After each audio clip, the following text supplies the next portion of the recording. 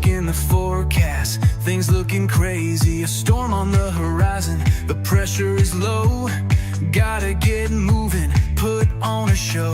The news is all buzzing, state of alert, but we've got a plan, we're ready to work. Emergency Management Associates, we're here for the crisis, we're here for the fates. From the first sign of trouble to the all clear sign, we're on the front lines, we're one of a kind. Emergency Management Associates, we're the calm in the chaos, we're opening gates, connecting the dots and making the calls. We're picking you up when you're starting to fall.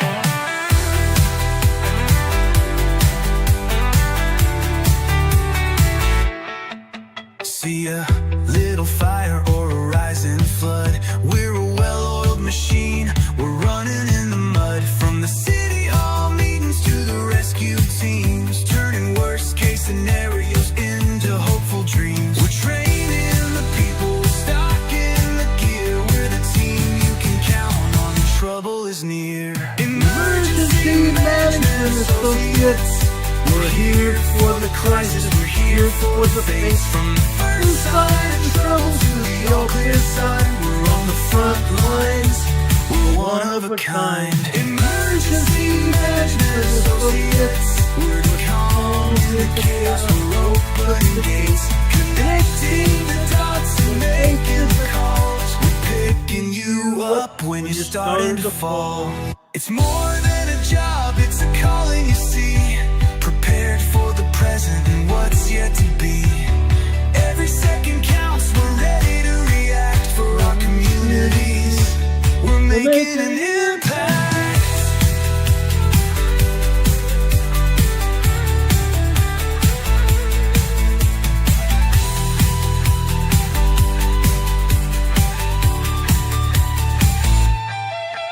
Emergency Management Associates, we're here for the crisis, we're here for the fates. From the first sign of trouble to the all clear sign, we're on the front lines, we're one of a kind. Emergency Management Associates, we're the calm in the chaos, we're opening gates, connecting the dots and making the calls. We're picking you up when you're starting to fall. Yeah, we're picking you up, we're ready to go. Let's get this show on the road.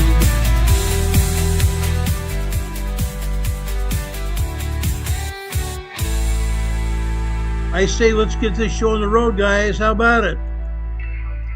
This is Ron Tyler, Emergency Management Associates. We're coming to you from the Area Command, 392 miles west of Kitty Hawk Beach, North Carolina.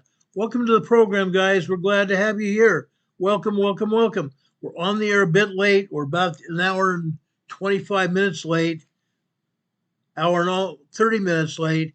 I'm sorry about that. We had some issues. Okay?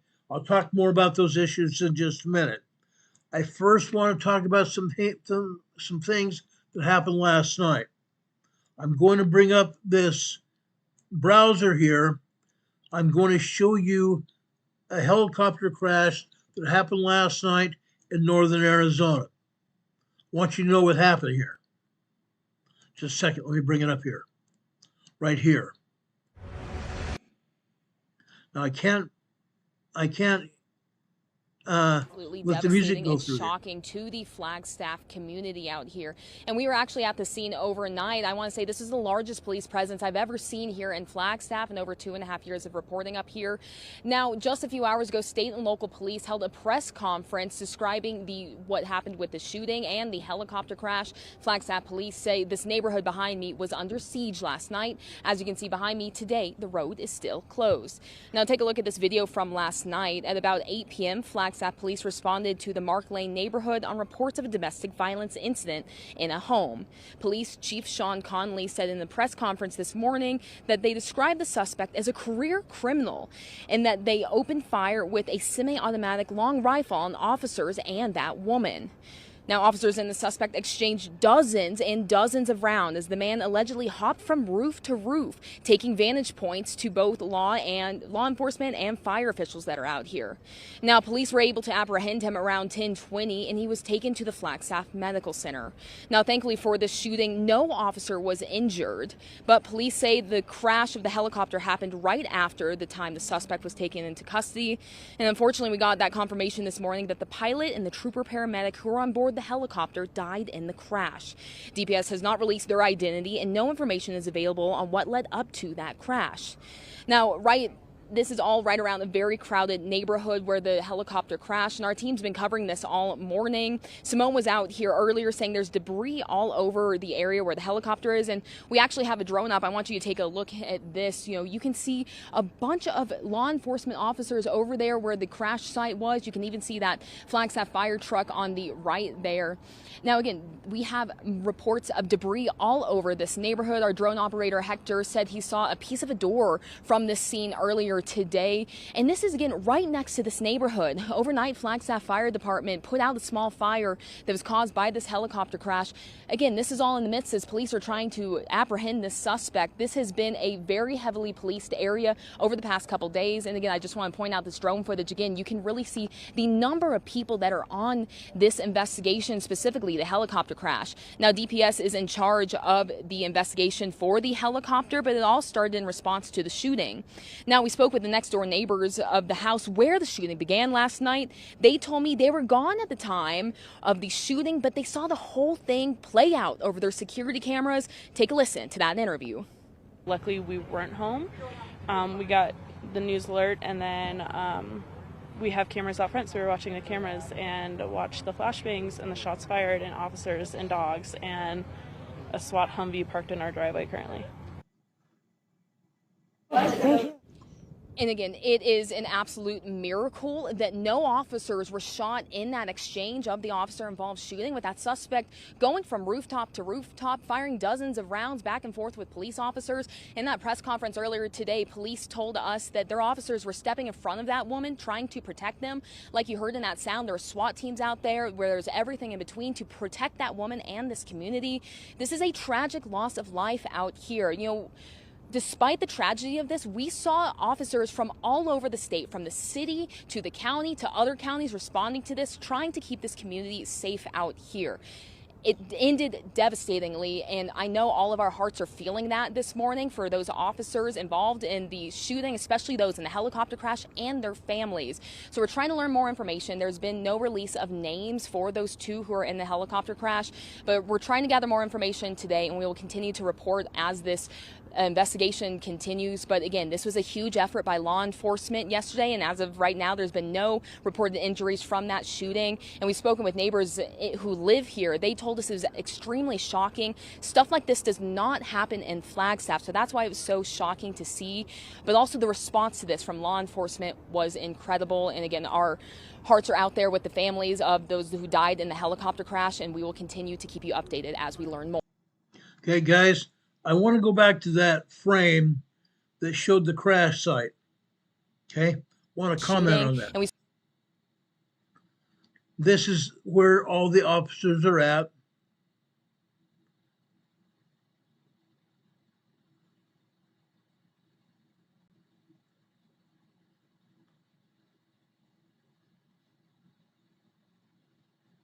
Okay, hold on a second. I want to bring this in. Now we spoke.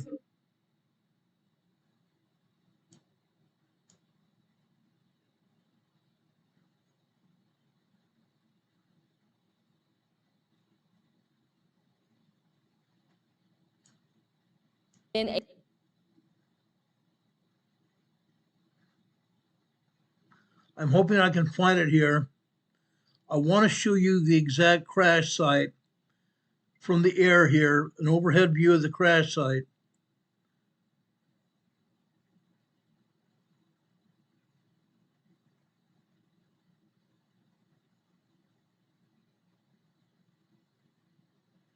I don't think it's there. There was a total overhead shot I wanted to show you.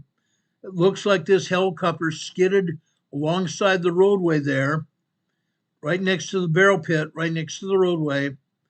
Apparently, this is a highway near Flagstaff there. And yes, I've been down this highway a couple different times.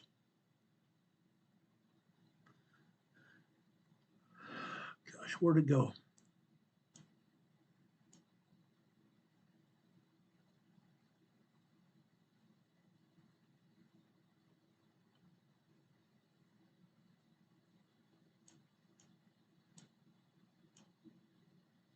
Right there. in that Okay. in that exchange of the Look officer. at that.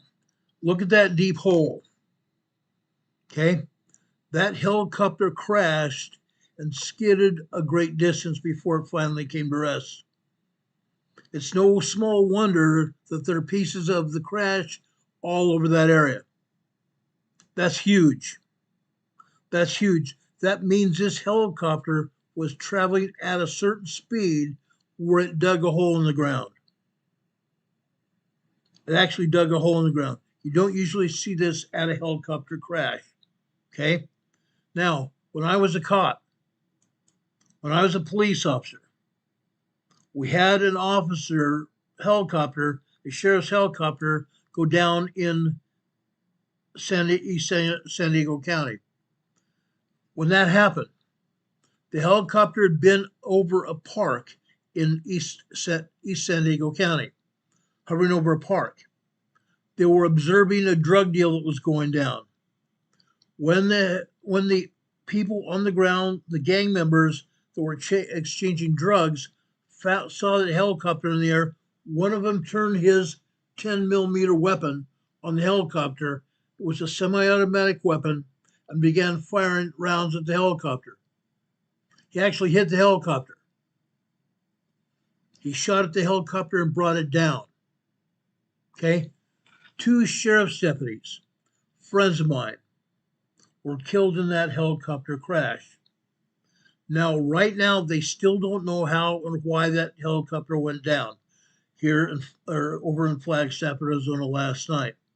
It was after the suspect was taken into custody. Okay? It may have been that helicopter had been shot at as well. It took some time for the officers on board to radio in that they had been hit. Maybe they didn't know it. But as they were leaving the scene, they may have lost altitude rapidly and crashed on landing. I'm not saying that's what happened, but that's what I presume happened, since that helicopter was traveling at certain speed and dug a pit in the ground from where it crashed. Looks like it was like almost a football field long crash site. It remains to be seen what's going to happen here with that investigation. But I've been there, done that, okay? Unfortunately, I've lost several friends of mine in helicopter crashes. 2 of those were law enforcement officials in San Diego County. I pay my respects to them. May God bless them and their families. May God bless also the officers on the scene in Flagstaff, Arizona, that had to participate in that firefight in Flagstaff, in that residential area, with a suspect that was heavily armed. They finally brought him into custody. They and their families need to have some rest. Okay? They need to find some peace. I've been involved in shootings before. It's not pleasant at all. Okay? It's not pleasant at all. All your mind does is race and race and race after the shooting. Doesn't matter how tired you are, you can't sleep. You can't sleep hardly at all. It's harrowing. It's dangerous. God bless those families, and God bless the officers that were on the scene last night dealing with that situation in Flagstaff, Arizona. It's harrowing. It's bad. Okay? Now, I want to go on and talk about some other things. Yes, we're going to be talking about earthquakes in just a minute. Lots and lots of earthquakes. But first, we didn't talk about this until now because no suspect was in custody. We didn't know much about what had happened. But Saturday night into Sunday this past weekend, a lady who is a mother and grandmother had been visiting family in Arizona. visiting family. And Saturday night, they took her home. Sometime between 9:30 p.m. when they took her home, and about 2 or 3 o'clock in the morning, she was kidnapped, allegedly kidnapped. We don't know for sure exactly, but she was allegedly kidnapped from her home. This grandmother was the mother of Miss Guthrie on NBC News. Okay, her name's Nancy Guthrie here, who's the mother. Miss Guthrie is with NBC News on the Today Show. Yesterday, her sister and her brother posted a message on the internet. They wanted to thank everybody who has reached out to them. They also asked to be able to speak to the man who allegedly kidnapped their mother. They said they wanted to talk to him. Somebody, we don't know who it is yet, someone wrote a ransom note. It made its way through the law enforcement contingent, made its all the way to the Guthrie family. The Guthrie family reviewed it. They said they wanted to talk with the person who wrote the ransom note. Now, this may or may not be one ransom note. It may have been several ransom notes. But today, sheriff's officers and the FBI have announced that they now have a suspect in custody in regards to the ransom demand. An imposter that had nothing to do with any kind of kidnapping or anything else. He wanted to make a few dollars. He wanted to see what he could do to make a few dollars here. But again, the FBI and the sheriff's office there in Arizona announced the arrest of that suspect. We'll have more about the suspect and other developments in the case probably later tonight or first thing in the morning. But I want to talk about that.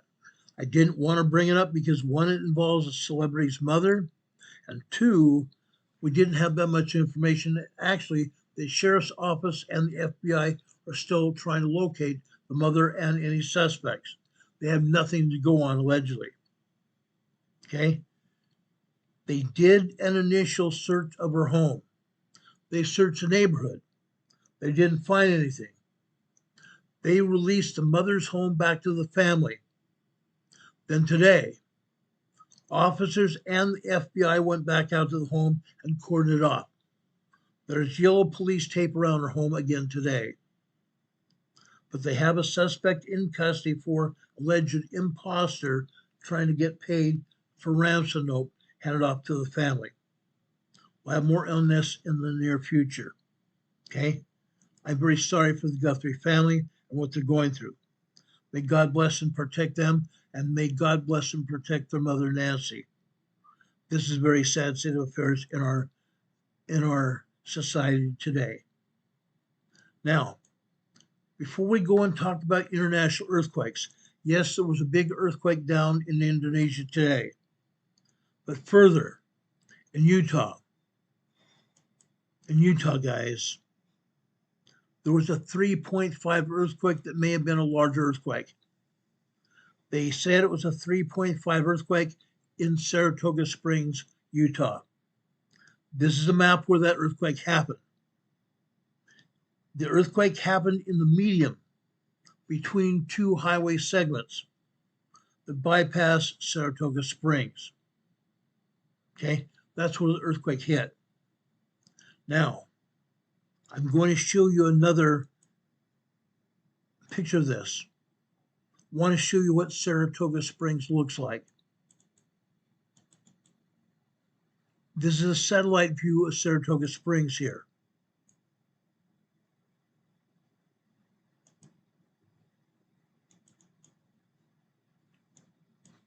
Okay, this is a satellite view of Saratoga Springs. Just a second, let me enlarge this and bring it up to par here. I want to show you this town. Look at this, guys. This used to be a tiny suburb of Salt Lake City. Now it is a large suburb. And just to the north of that town is where that earthquake hit. 3.5 earthquake is a small quake, a medium-sized small quake. Small quakes originate either as a 3.0 on up to 3.9. This one is a mid-range 3.5. Now, we have comments telling us what that earthquake was like. I want to show you those comments in just a second. There are also felt reports here. There are 1,352 felt reports. 1,352 felt reports. Now, we don't know what the USGS, what was told to USGS by people that made comments about these felt reports. But we do know what was said by the people that reported to the European agency. Let's show you those comments right now. Okay, one such comment. They felt side-to-side motion for about 10 seconds. That's very interesting as well. Side-to-side motion for about 10 seconds. Someone that was 15 kilometers, about 7 or 8 miles from the epicenter of this quake, they said felt. Someone in Harriman, 10 kilometers north of the epicenter, about 5 miles north of the epicenter from Saratoga Springs, they said it rattled their entire house. Somebody from Draper, further to the east, okay, 13 kilometers, about 7 miles east of the epicenter, said it was felt in Draper, 1 little jolt. Saratoga Springs, someone just 8 kilometers, 4 miles from the epicenter, said it jolted, shook, and then rolled. They lived in a place called Eagle Mountain, which is also a suburb of Salt Lake City. It jolted, it shook, and then rolled. That's typically what we hear about earthquakes. They roll, meaning the ground is moving like this. Okay, now I have a more full report about that earthquake. I want to tell you what everybody else in that area felt. Okay, this is also important. As we analyze earthquakes, I want you to know what happened here. I think it's very important to see what happened and understand what earthquakes do. Again, this was a 3.5 earthquake. 3.5 earthquake. This happened just before 1 p.m. Eastern Time, just before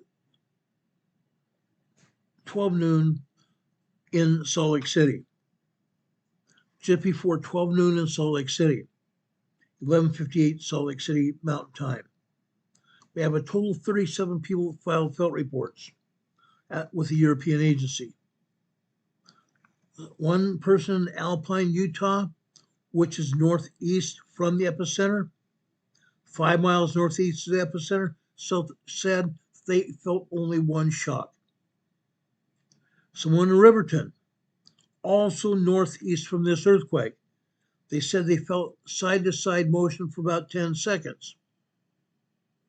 Someone in South Jordan again, they felt it. Someone in Lehigh, south of where this earthquake hit, said it felt my room undulating. Felt my room undulating, shaking, and things fell off my shelf. Things fell off my shelf, guys. That tells me something else. This was not a 3.5 earthquake. 3.5 earthquakes don't knock things off a shelf. All they do is vibrate, basically. They vibrate. Someone else just a few minutes ago I told you, it felt like rolling motion. Rolling. Okay? That also isn't typically what we see with a small quake. This was a 4.5, I believe. I believe this is a full magnitude higher than USGS reported. Okay? More than just shaking, more than just one jolt. Okay? Also in Draper, northeast of where this earthquake hit. Over Draper's over on the eastern side, over on the western side of the Wasatch Mountains. Over on the western side of the Wasatch Mountains. Let's bring up the USGS map for a minute. I want to show you where this happened.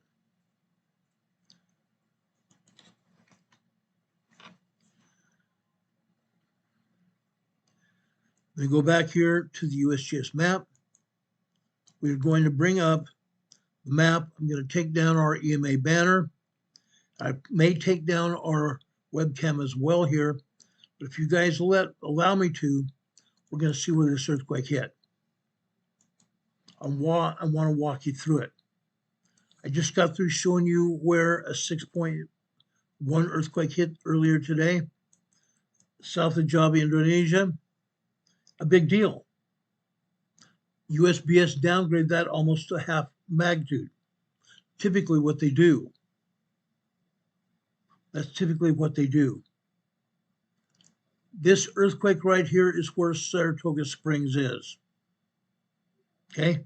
It's way south. It's about 40 miles south of the Great Salt Lake. Salt Lake City is right here. Right here. Okay? West Valley, a suburb of Salt Lake. This is where we had a 5.6 earthquake about 3 years ago. 4 years ago, I should say, 4 years ago. Okay? Actually, it wasn't even that. It was 2018. March 18th, 2018. Right here in West Valley is where that 5.6 earthquake hit. Right there. Okay? Salt Lake City is over to the northeast from there. The mountains you see here are what they call the Wasatch Fault. The Wasatch Fault. This earthquake is 40 miles south of downtown Salt Lake City, 40 miles south of where that past earthquake, March 18th, 2018 hit. This is the epicenter here. This is the epicenter right there. Okay?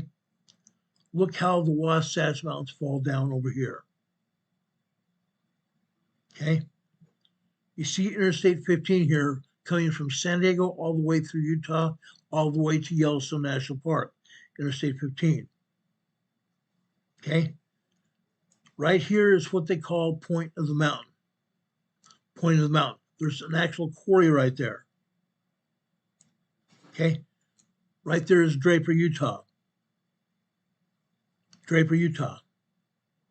I just quoted some people that lived here in Draper about this earthquake. Okay? They said they felt a sudden jolt, sudden sharp jolt. Okay? Someone in Bluffdale.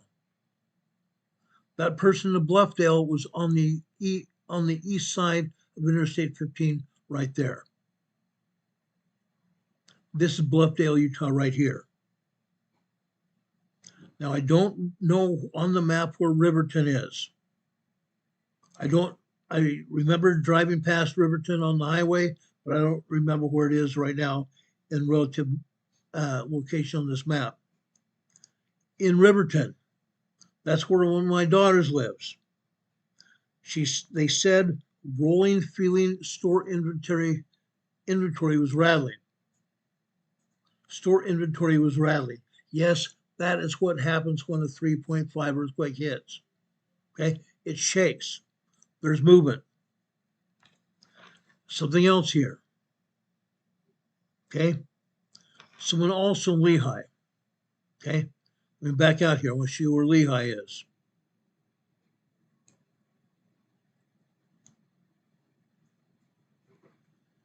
Okay, where this earthquake hit is Saratoga Springs.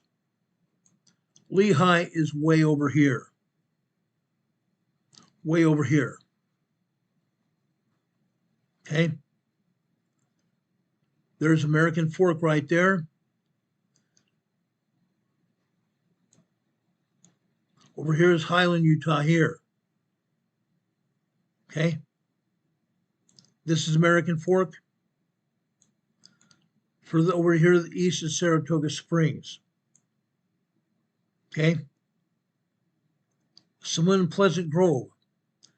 Pleasant Grove is over just north of Provo. Pleasant Grove is north of Provo right here.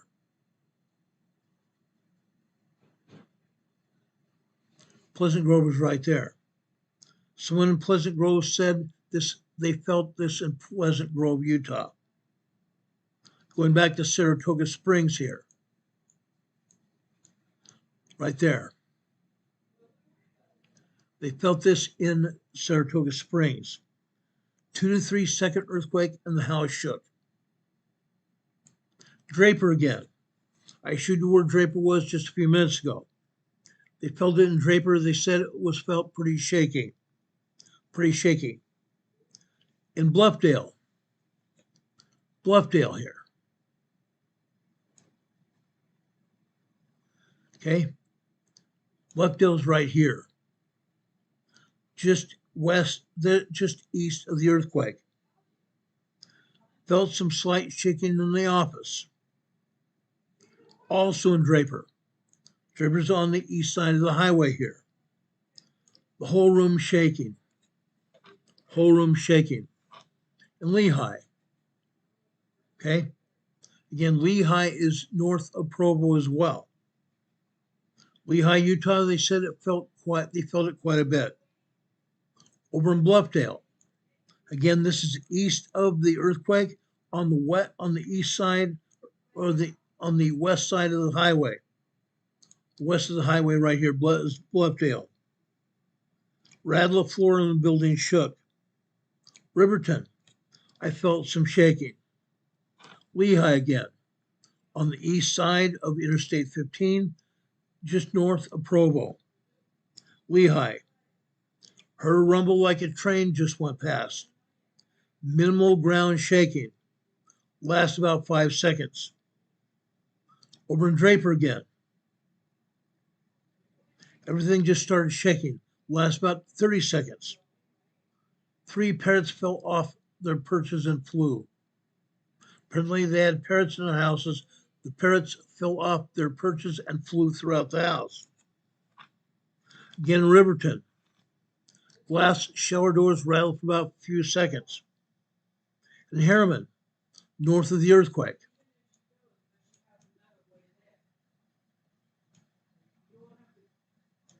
Harriman is north of the earthquake. Plants were swaying. Apparently they had plants attached to the ceilings, and the plants were swaying in the air. Again, over in Draper, I felt my chair wobble a little bit. In Lehigh again. Lehigh is over here on the east side of, this is Provo Lake here. Lehigh is over here on the east side of the highway here. You see Pleasant Grove? Lehigh is just north of Pleasant Grove. In Lehigh, one single but large noticeable pulse. Lehigh, Utah, north side. Bluffdale again. Felt the whole office building shake for a second or two. Nothing extreme but noticeable. Cottonwood Heights. Cottonwood Heights is over on the east side of Salt Lake City. In Cottonwood Heights, they said the whole house rattled. Someone in Saratoga Springs again. Over here in Saratoga Springs. The whole house shook for about 10 seconds. South Jordan Heights. South Jordan is over here on the east side of the highway, just south of Salt Lake City, north of Bluffdale here. South Jordan Heights, felt in South Jordan, Utah, house shook and creaked and stuff on the walls rattled. Again in Bluffdale, impossible not to notice. A little unnerving, never felt in danger. In Lehigh again, it lasts a few seconds, rattled stuff on shelves without knocking anything over. This person, Lehigh again. Again, Lehigh is on the east side of Interstate 15, north of Provo. And Lehigh, I'm in a portable classroom, and my walls and floors shook, and my bookshelves rattled and emptied. Their bookshelves in the portable classroom shook and emptied. Okay? She was startled. It interrupted my Zoom meeting with a woman in American Fork. We both felt it, and she reported her building groaned. Her building groaned. Okay? Usually, small earthquakes don't make a building groan. Okay? Someone also in West Jordan, north of where this earthquake hit, said the bed was rocking gently. Someone else in Saratoga Springs here. There was a loud boom, and then everything shook. Some things fell off of shelves. Again, a small earthquake will not have things fall off of shelves. That is indicative of at least a 4.0, 4.5 shake. Someone in Lehigh. Really quick shakes last only about 3 seconds. That's a little distance from the earthquake. Okay? Someone else in Lehigh said the house shook, the dog felt it, kind of a side-to-side shake, lasted a couple seconds. Someone in Lehigh said, no damage, just a lot of shaking. 37 people felt this quake and reported it. Over 1,000 people reported to USGS. This is where the earthquake hit. But not to be outdone. South of Utah Lake was another earthquake. This earthquake was not as strong as the one in Saratoga Springs. This earthquake was in Mount Nebo, Utah, over by Payson, Utah. Okay, this was a 1.1 tremor. Nobody felt this earthquake. Tremors cannot be felt. Minor earthquakes, 2.0, 2.9, cannot be felt except by very, very sensitive people. 3.0, 3.9 are small quakes. Small quakes. This earthquake north of Provo Lake, over here in Saratoga Springs, was supposedly at 3.5. But from the felt reports tell us another thing. This earthquake may have been stronger than a 3.5, possibly even a 4.0 to 4.5 moderate earthquake. Now, judging from what I've seen in the past, judging what I've shown you as well, USGS lies about these earthquakes. They downgrade them to the furthest possible extent they can possibly be. They don't tell the truth. They don't tell the truth at all, ever. That's why I want to report this quake. I want everybody to know that this was possibly even a moderate earthquake, not a 3.5 small quake. Okay? I've seen earthquakes happen around here. I used to live in Santa, Utah up here. This is Draper. This is Santa, Utah, where I used to live. In fact,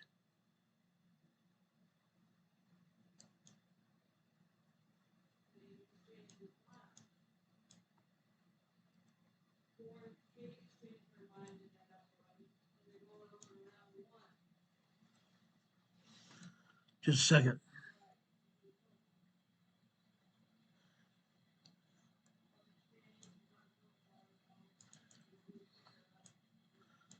I used to live over here. There's a mall right there. Okay? I used to live over here. I used to live right here. Right here in this area. I can't get any closer to show you my home, but I lived right over here in this area off 106 South in Santa, Utah. Okay? We lived here in Santa, Utah when that 5.6 hit in downtown Salt Lake. or just outside of downtown Salt Lake.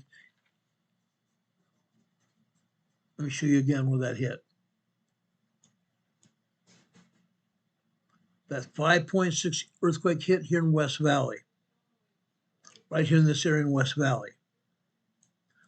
It left a lot of damage. It left over $1 million in damage. I think, no, actually, it was $2 million in damage here in Salt Lake City. Large 5.6. Over in Sandy, where I live, it happened just before 7 a.m. I was awake. I was sitting on the edge of my bed. All of a sudden, the bed shook, lightly shook. I thought it was a small earthquake. This 5.6 earthquake over here in West Valley, Utah, 30 miles away, felt like a small 3.5. That's what I thought it was. I went down and got on my computer and started looking around, found out it was a 5.6, and I went on there almost immediately. Okay, I've been in earthquakes here.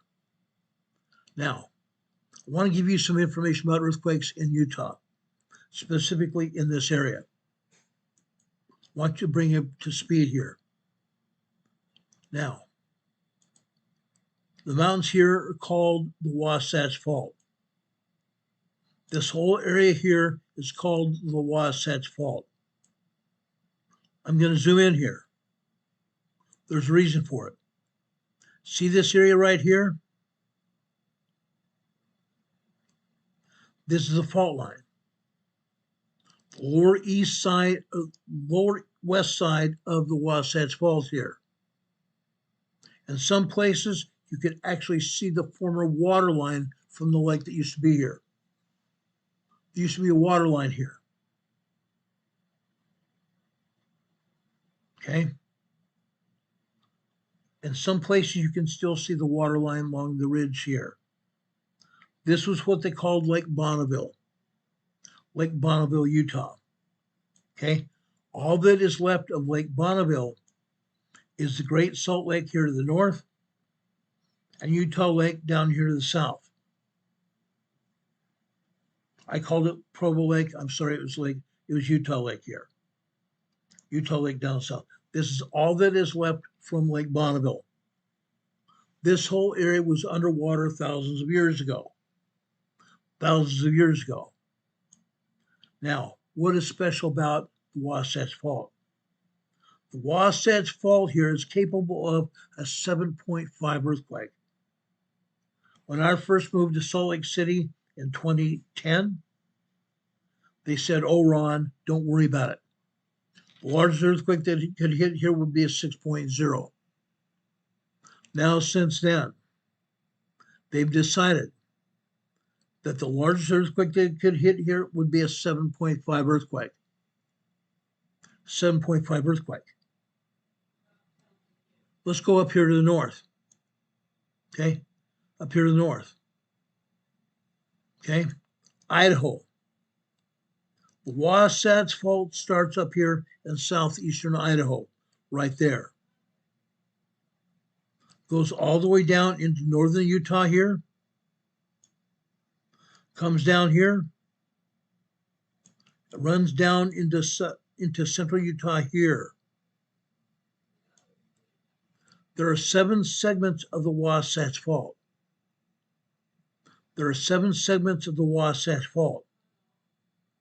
Scientists say that a 7.5 earthquake could hit one segment and not another, or the 7.5 magnitude earthquake that's going to hit here could be triggered by one fault, extend down and hit all 7 faults, all 7 segments of the Wasatch Fault, north to south, all the way down here to central Utah. Okay?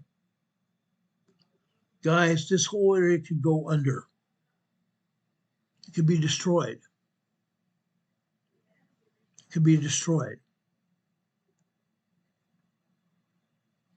I want to show you this because it's important. Many people have asked me about this. My friend Don Patoka lives over here in Santa, Utah, which I just showed you. He still lives here. Okay? He and I have often talked about this. I did 3 preparedness fairs in 10 years that I lived here. I did 3 preparedness fairs here in Sandy, Utah when I lived here. Okay? I think it's very important because, guys, people's lives depend on it. People's lives depend on it. We have people that watch this program all over Utah, all over Utah, all over California, all over Canada, all over the United States, and all over the world. That's why we talk about this. Okay? I want to make sure everybody is aware of what's happening here. This is not the only earthquake that's happened. Again, back on March 18th, 2018, we had a 5.6 earthquake just south of the Great Salt Lake. 5.6 just south of the Great Salt Lake. It can happen again. It's very likely that it could happen again. Why am I concerned? Lives depend on what we're saying. We talked about preparedness all the time on this program because if you don't know what's going to happen and something happens, people are going to get blown away. They're going to say, where did it come from? Why did we get hit? It's very simple here. This Wasatch Fault is capable of a 7.5 earthquake. Our friends and family live here. I have children except for one that lives here in this greater Salt Lake City area. I have children here. Some of you may also have children and family lives here or friends. I want to talk about this because it's important. This is not the only earthquake that's hit here. Before the 2018 earthquake, 5.6 hit just south of the Great Salt Lake, we had tremors. All kinds of tremors over here in Draper, on the west side of the freeway in Bluffdale. All kinds of tremors, even up to including a 2.5 and a 2.7 earthquake that hit here. At the time, scientists said, oh, Ron, don't worry about it. This is over in the old lake bed, the old Bonneville lake bed. Nothing's going to happen. They've since found faults running east and west, over all the way to the Wasatch Fault. These ancillary faults are linked to the Wasatch Fault. That's why we had that 3.5, 4.5 earthquake today. That's going to continue to happen. Okay? I want to make sure everybody understands this. These earthquakes are going to continue to happen. Now, while I've got this picture of the Wasatch Fault up for you, this area is called the Intermountain Seismic Belt, the ISB. It's a prominent north-south trending fault zone. We've continually seen seismicity, meaning earthquakes, up and down the entire Intermountain West Fault, the Wasatch Fault corridor. Okay? They have been recording earthquakes since 1962 on the fault. Recording them. That's because 1962 is the first time they put a seismograph in Salt Lake City. In general, a magnitude 5 earthquake or larger is going to occur in this area on average of 10 years, every 10 years. The 5.6 hit in 2018. That was 8 years ago. In March, it will be 8 years. Yes, they are due another 5.0 plus earthquake. We're about to see another 5.6 or 5.6, 5.8 earthquake, maybe even upwards of a 6.0 earthquake in this area sometime in the next 2 years, between now and 2 years from now. Okay? Magnitude 6, which are very strong earthquakes. 5.0, 5.9 are large earthquakes. A magnitude 6 is what they call a very strong earthquake. 5.6 earthquake or larger are about once every 50 years in this area. So far, we are well over 50 years right now. We are well over 50 years right now. The largest historical earthquake that happened in this area, north of Salt Lake City, was a 6.6 in the Hansel Valley. A magnitude 6.6, a very strong earthquake, happened in Hansel Valley, Utah. It was a surface faulting earthquake, meaning right below the surface, north of the Great Salt Lake. Again, the Intermountain Seismic Belt in northern Utah includes the Wasatch Fault, which has had relatively little historical seismicity despite Utah's most active fault being the Wasatch Fault. Because moderate and large earthquakes are likely, and they can likely be expected to continue in the near future. You can expect levels of strong ground shaking are high. Expected strong ground shaking is high. Ground shaking from magnitude 5, large earthquake, just like we saw in southeast of Salt Lake City in 2018. That size earthquake caused significant damage, $2 million of damage. Church buildings and homes and business buildings were damaged during that earthquake. A magnitude 7 major earthquake and distances of up to 50 kilometers, 30 miles and more. A magnitude 7 earthquake would rattle areas around it for up to 31 miles away. Geologic site conditions such as deep sediment. Why deep sediment? Again, this is where Lake Bonneville used to be. There's deep sediment. Sediment is plant biological material, sand and earth, sand and dirt. Deep sediment-filled basins may locally amplify and prolong ground shaking. We're talking about the earth. We're talking about bedrock. Bedrock. The reason we felt people felt this earthquake around Salt Lake City today is because this had deep sediment. The bedrock, the biological material in this area was deep. And as a result, earthquakes of this magnitude are going to happen again. We can expect right now to have another at least large 5.6 to 5.8 earthquake sometime in the next 2 years here in the greater Salt Lake City area. We could even have up to a 7.5 earthquake here in the Wasatch Mountains.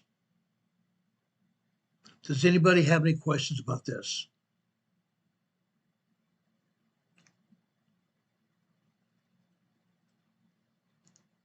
Does anybody have any questions about the Wasatch Fault?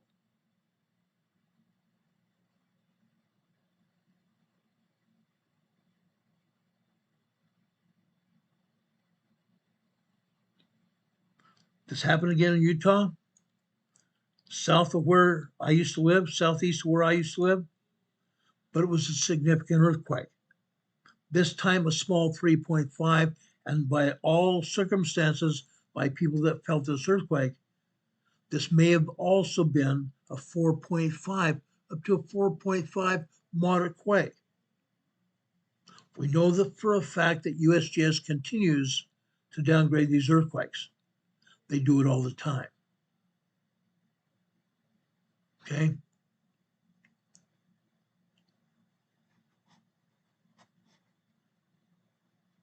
Yes, and I've seen that documentary about northwestern Africa as well. It's very possible it could happen again. Okay. Now I'm going to come back to the United States in just a minute. Okay. I want to show you another very large earthquake that happened today. Okay. Down here in Java, Indonesia. Western Java, Indonesia here. This is right off the coast of Java, Indonesia here. They came out as a 6.2 very strong earthquake. USGS downgraded it to a 5.8.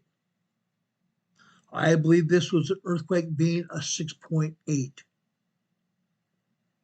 I believe this was a 6.8 earthquake, not a 5.8. They downgraded this before it even happened. Okay? That's what USGS does. They said this was a 6.2. They downgraded to a 5.8. Nearly half magnitude down from what it came out as. But judging by all factors, looking at all factors, this earthquake was probably as strong as a 6.8. Very strong earthquake. Okay? This is 58 miles southwest of Trenggalek, Indonesia. Trenggalek, Indonesia. Now, people live in this area. There are villages and cities all over this area. They felt this earthquake. Now, I do not think they felt the entire brunt of the earthquake. The ocean waters here in the Indian Ocean also kept them from feeling a total earthquake. 58 miles offshore. They may have felt large 5.0 shaking or moderate shaking as well. Okay? They may have felt moderate or large shaking here.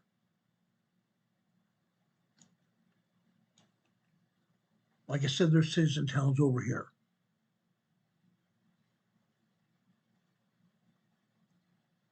Unreal, guys.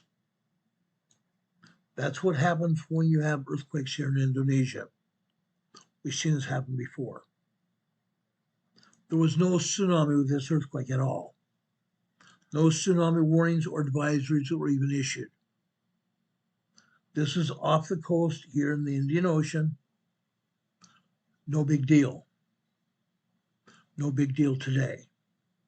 Except that this was probably a 6.8, not a 5.8. This is what they do. Now I back out here. I want to show you what happened today. USGS is only showing us one earthquake here in Indonesia. There are 48 earthquakes here in Indonesia. They show us one. They show us one here. Okay? This is over here in Timor-Leste, east of Java.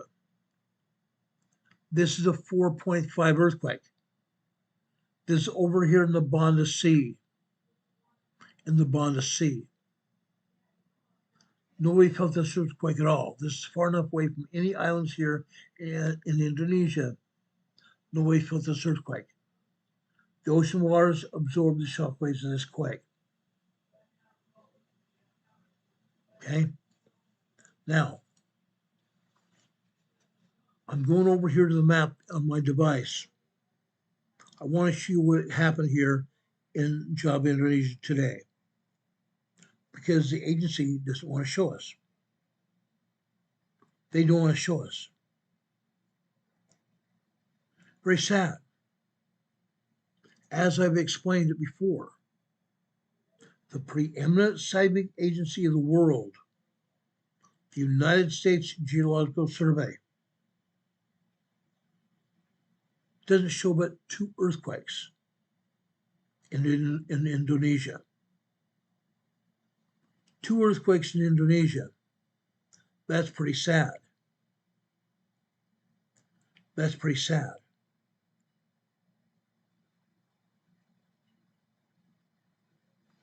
Over here in eastern Indonesia here. Let me show you what has happened here. Over here in eastern Indonesia here. There are over 30 earthquakes right here.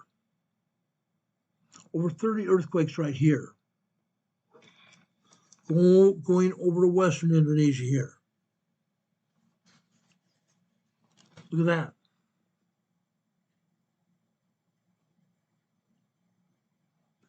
+40 earthquakes hit here in Indonesia today. +40 earthquakes. And they want us to believe nothing happens here. Nothing happens here. They're showing us one large earthquake here south of Java. That's interesting. There's 3 aftershocks. 3 aftershocks. Here is a 4.0 moderate quake. Just south of it is a minor earthquake. This is a 2.8 aftershock.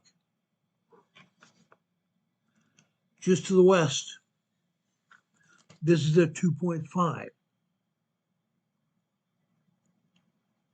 Now, guys, they downgraded the quake to 5.8. Usually when we see an earthquake like this, we have 15, 20, 30 aftershocks. I think there probably are. But both USGS and Europeans are not showing them to us. They don't want to see they don't want to show what we're seeing. They don't even want to show these earthquakes here. They're probably a lot more than that. Further here to the west, here's a 2.6 right along the fault line. The fault line, guys. One of 7 different tectonic plates here. One of 7 different tectonic plates. Out further south of Java. This is the 3.7 out here on the second tectonic plate. Second tectonic plate here. One plate subducting under the other here. 7 different tectonic plates in this entire region. 7 different tectonic plates, one subducting under the other, just like this. That's what's happening. Over here on West Java, this is a 2.8 minor earthquake. 2.8 minor earthquake here. Sumatra, Indonesia. Just barely off the coast of southern Sumatra, Indonesia, we have another 2.5 earthquake here. Further north, northern Sumatra. This is a 2.7 earthquake here. We go north. Look at this. 2 more earthquake faults. 2 more tectonic plates here. 2 more tectonic plates here. We have 2 earthquakes. This is a 2.6. And further out here to the southwest, we have another 2.7. Northern Sumatra, Indonesia. Minor earthquakes. Nobody felt these earthquakes at all. They're minor earthquakes. But again, USGS doesn't show even these quakes. Nothing. Nothing. The majority of these earthquakes are over here in eastern Indonesia. Eastern Indonesia. They comprise 2.8, 2.9, 3.0, 3.5, 3.7, 3.9, 4.0, 4.9, 5.0 to 5.9 earthquakes here. Large earthquakes as well. Is USGS showing any of this? No, they're not. They're absolutely not showing it. Going up here in the Philippines, the southernmost island of the Philippines is called Mindanao Island. Over here on the southeast or southwest side, we've been having a lot of earthquakes here, swarms of earthquakes here. Are earthquakes continuing? Yes, they are. This is a 4.2 earthquake here. That's a 4.2 earthquake. But what they're not saying is there's another one here as well. This is a 3.5. There's a 3.5 there as well. Aftershocks of 6.8 earthquakes here. Last week we had a 6.8 earthquake here. All these earthquakes here are aftershocks of that quake. Swarms of earthquakes. They're continuing. Further north, northwestern Mindanao, Philippines, we have a 3.3 earthquake here. 3.3 earthquake here. They're showing the earthquake right there. 4.3 earthquake here. Interesting. They decide what earthquakes are going to show and what earthquakes are not. Over off the eastern side, northeastern side of Mindanao, Philippines, right here. Another quake. Another quake. Right alongside the shoreline here. Right alongside the shoreline of Mindanao, Philippines, right there. Here's a 3.2 earthquake here. 3.2 small earthquake right there. Then another one. Another large earthquake right here. Okay. Dingagat, Philippines. Dingagat, Philippines. On the island here. Okay. Right here. 5.0 large earthquake. Again, they only want to show what they want to show, nothing else. Philippines is rocking. Nobody cares. Nobody cares. Going north. Going north. Central North Philippines right there. Here's a 3.7 minor earthquake, or small earthquake. 3.7 small earthquake right there.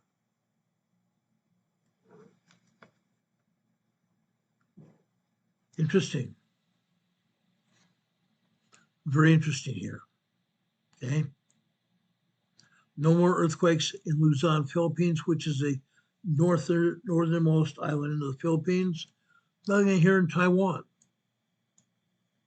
USBS, however, is telling us about one earthquake, two earthquakes in Japan here.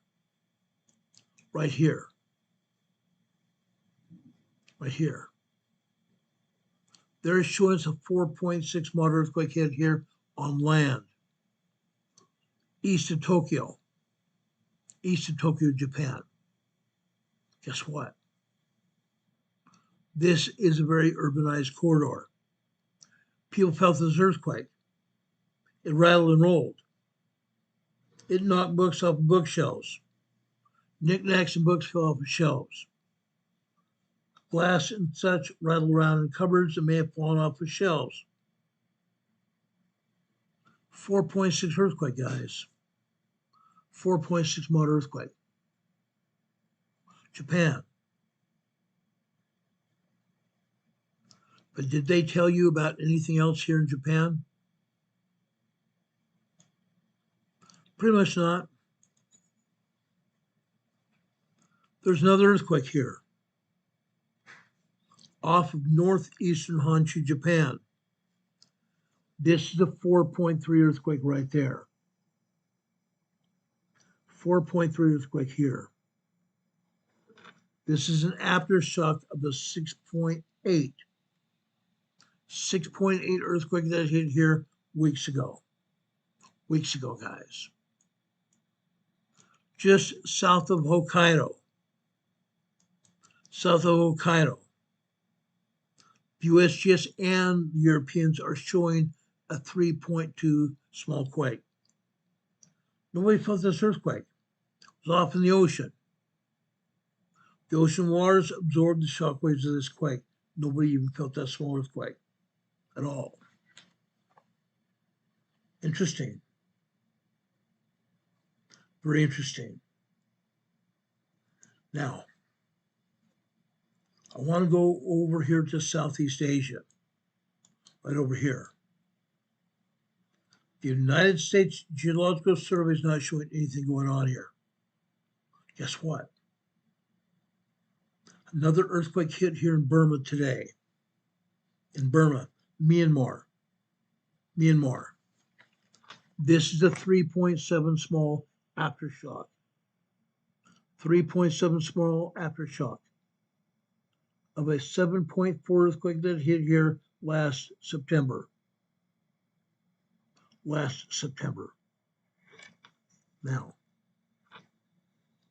I want to go up here north to the Himalayas, to the Himalaya Mountains. USGS is showing us one earthquake here. One earthquake in the central Himalaya Mountains here. 4.4 earthquake here. 4.4 earthquake, but guess what? There's more. This is a 4.6. 6.2 kilometers, or 6.2 miles, 10 kilometers deep. But guess what? That's not the only quake that hit here.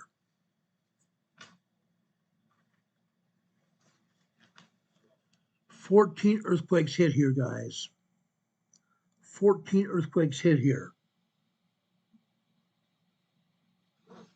Now, I'm not going to hit every quake, but I want to tell you what earthquakes hit here. 2.2, 2.5, 2.4, 2.2, 4.2, 2.5, 2.5 here. Down here to the south in the foothills of the Himalaya Mountains, here's the 4.6. South of that 4.6 is a 4.4 moderate earthquake. 12 earthquakes hit here. USGS shows us 2. That's insane. That's just insane. Over in China, here's a 4.5 in China. They're not even showing us this. Down in India, Western India, this is a 3.5 small quake. Interesting. Over here, further to the west, Afghanistan again. A 4.2 earthquake hit here near Farkar, Afghanistan. That's interesting. Here we have a 4.3 here in Afghanistan. Seismic energy runs from way down in Indonesia, comes up here in the Southeast Asia, Cambodia, Thailand, Vietnam, Myanmar, China, goes over here through the Himalaya Mountains, where today we have 12 earthquakes, not just 2. Then comes over here to Afghanistan, where they have a 4.2 and a 4.4. We just got through showing you. Seismic energy runs along the tectonic plates, along the edge of the plate. The Himalaya Mountains are the edge of the plate here. They're the edge of the plate. That's why we're having earthquakes here. They don't even want to show us all the earthquakes either. That just tears me up. That tears me up. We have earthquakes all over the world. People listen to this program. They want to know what's going on. We tell them what's going on, but the agencies are leaving it out. They don't want anybody to know. Now, I'm doing this all the time. The Turkey-Syria border region here, 48 earthquakes here today. 48 earthquakes here today. All these earthquakes are aftershocks of a 9.0, 10.0 earthquake that hit here February 3rd, 2023.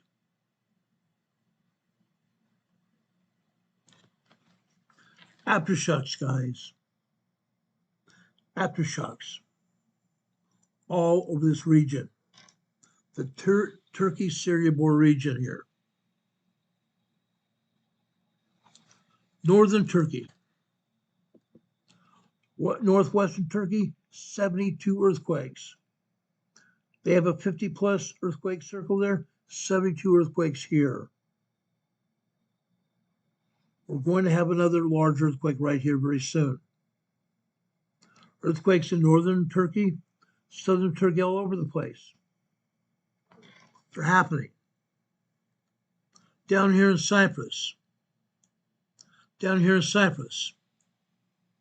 Anatolian Fault comes out of Turkey-Syria border region, comes down here south of Cyprus. Over on Cyprus, 3 earthquakes. This is the 1.8 tremor here in northern Cyprus. Central Cyprus, a 2.2 minor earthquake. Over here on the western side of the island, 1.8 tremor here. 3 earthquakes, nobody felt these earthquakes. They got lucky. They got very lucky. Over here, this looks like a cove. This looks like an ocean cove. Western Turkey, southwestern Turkey, 1.6 tremor. South there in the Mediterranean Sea, this is a 1.8 tremor here. Over to the east, north of Cyprus, in southern Turkey, 1.8 and a 1.4 tremors here.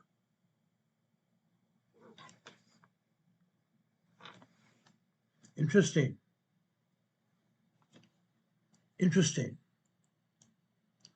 Western Turkey, they're not saying anything about those earthquakes.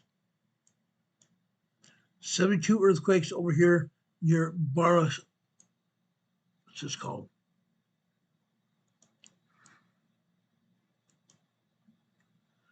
Balıkesir,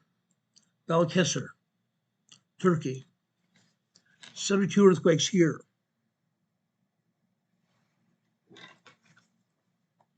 They're expecting another large 5.0 plus earthquake here very soon. That's why they have all those swarms of quakes happening every day. Every day they have swarms of earthquakes because another new large earthquake's incoming.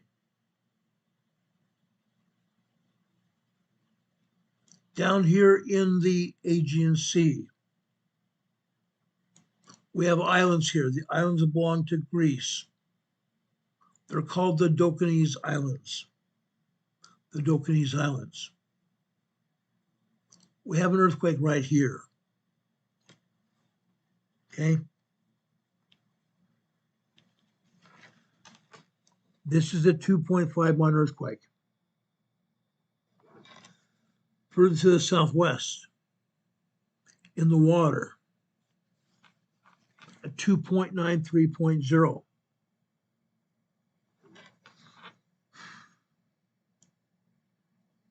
Down over here in Crete, Greece. Eastern Crete, we have a 2.4 minor earthquake. 2.4 minor earthquake. Now that same Anatolian fault comes from Turkey-Syria border region, south of Cyprus, and heads west, just south of Crete, Greece. Interesting.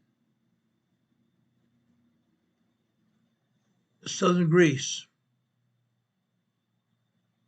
right here. A 2.0 minor earthquake. 2.0 minor earthquake.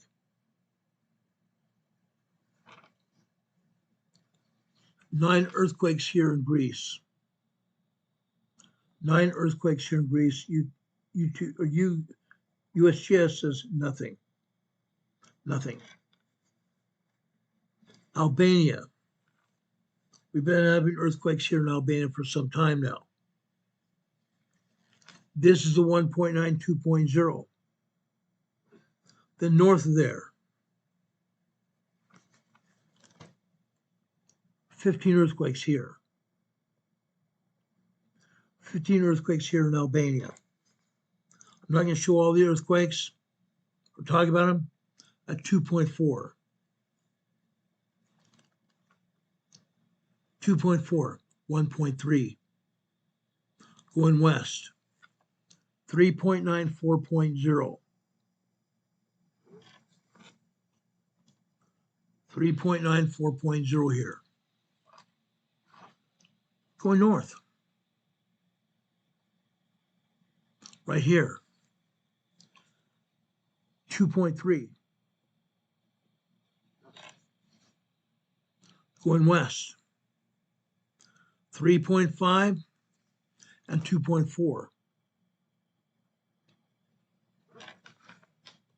Interesting. They don't want to see any earthquakes here. They don't want us to show any earthquakes here. Bulgaria. Bulgaria up here. This is the 2.4 minor earthquake here. 2.4 minor earthquake. Montenegro. Montenegro over here. 2.5 earthquake here. They've been having a lot of earthquakes here in Montenegro as of late. Italy. Good old Italy. Sicily. Anatolian fault comes into southern Italy right here and goes up through the boot of Italy here, all the way through Italy here. Anatolian fault. Over here in Sicily, Italy area. The toe and sole of the boot. Out here, a 2.6. 2.6. Over by the sole of the boot. 1.2 and 1.4 tremors.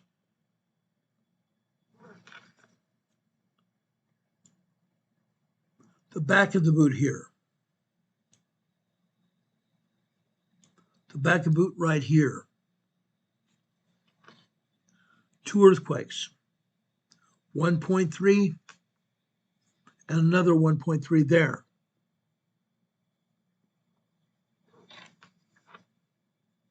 Let's go over to the volcano.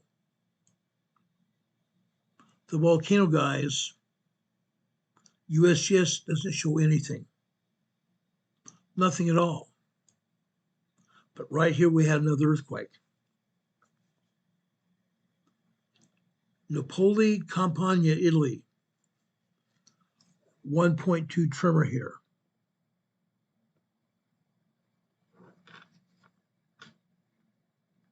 Then we go up into central Italy here.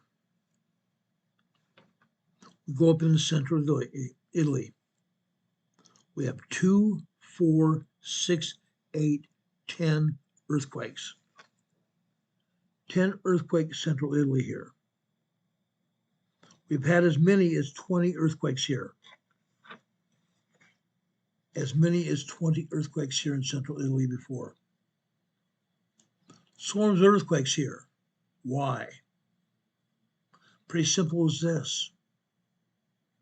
Swarms of earthquakes mean we're going to have a much larger earthquake. Pretty soon we're going to see another 5.0 earthquake here. We're going to see another 5.0 earthquake here. That's what's been happening. We've had 2 5.0 earthquakes here last year. And USGS continues to not show any earthquakes here. Interesting. Croatia.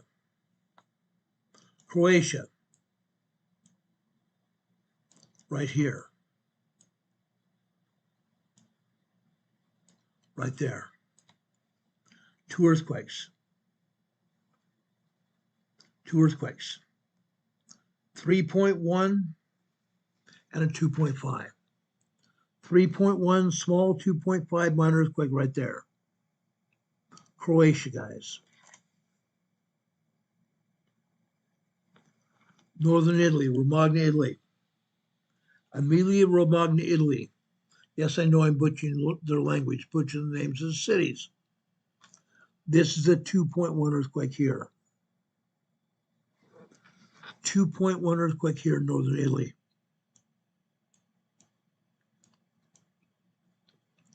Right here. Going west. Going west. Lombardy, Italy. 1.7 tremor here. Just a tremor. It's okay. Guys, look what's happening in the Alps. The Italian Alps and Swiss Alps. Earthquake City. Earthquake City. But up here in the Alps Mountains, most of the time these are just 1.0, 1.2, 1.3 earthquakes. Just tremors. 1.0, 0.9, 0.8.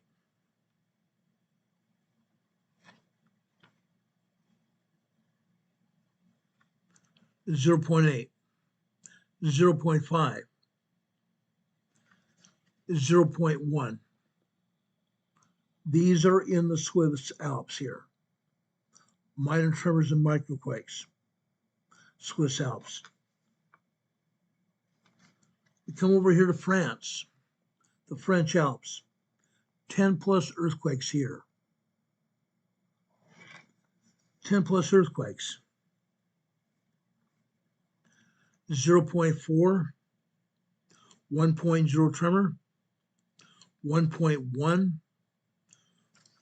1.5, French Alps 1.5. There's more. There's a 2.5 earthquake there on the Italian Alps side. Guess what? Earthquakes galore. Earthquakes galore. Over in Switzerland, here's a 1.6. Nobody showing any earthquakes there on the USGS map. None. Further north, Hadol Grand Este, France. 2.0 minor earthquake.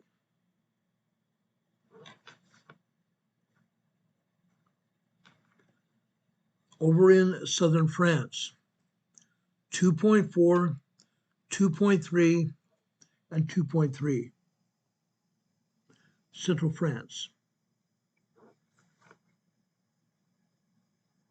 In western France, a 2.3 and a 1.9. Look what happens after we go further to the north here. Further to the northwestern side of France. Here we have a 2.0. Going north. 2.0, 2.6. 2.6. 2.3. And 2.1. Two 2.6, actually three 2.6s, 3.1, 2.1, and 2.3. Small and minor earthquakes in France. Nothing in jolly old England here. Usually we never see anything in Great Britain at all. That's interesting. That's very interesting. Let's go up here to Norway. Norway and Sweden. Over here in southern Norway, 1.4 tremor. Going further north, northeastern Norway. This is another 1.1. Going over here into Sweden, Göteborg Harbor, Gothenburg, 1.4 tremor here. 1.4 tremor. Now we're moving up towards Stockholm. We're moving upwards towards Stockholm here. Actually, north of Stockholm. North of Stockholm. Dalarna County, Dalarna Province, Sweden. 1.5 tremor here. Further to northeast here,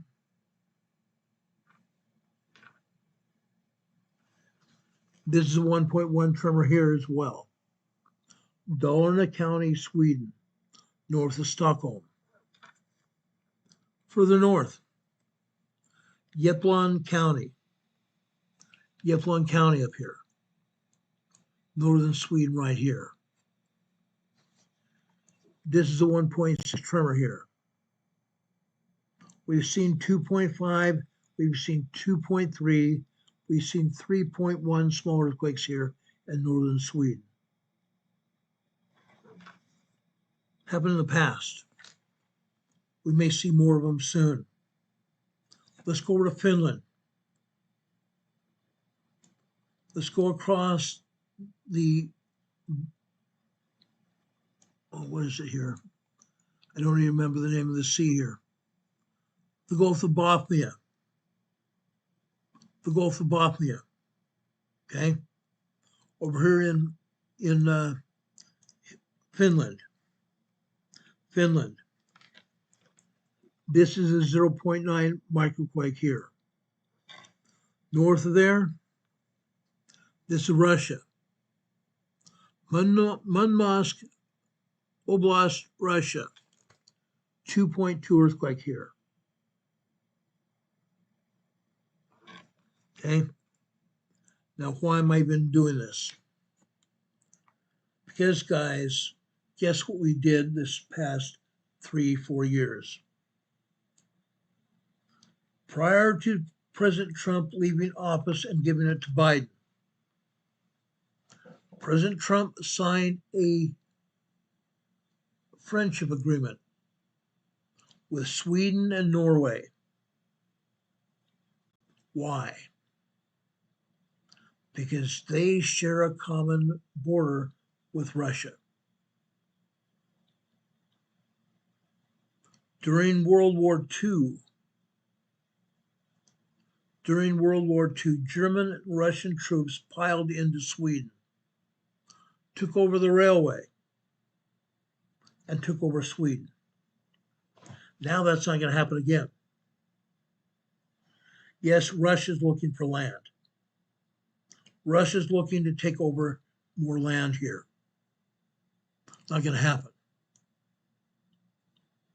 Together with the United Nations, we signed an agreement to help Sweden and Norway protect their border, to keep Russia out. Yes, we have earthquakes here. We may see more earthquakes in the future. I have family in Sweden.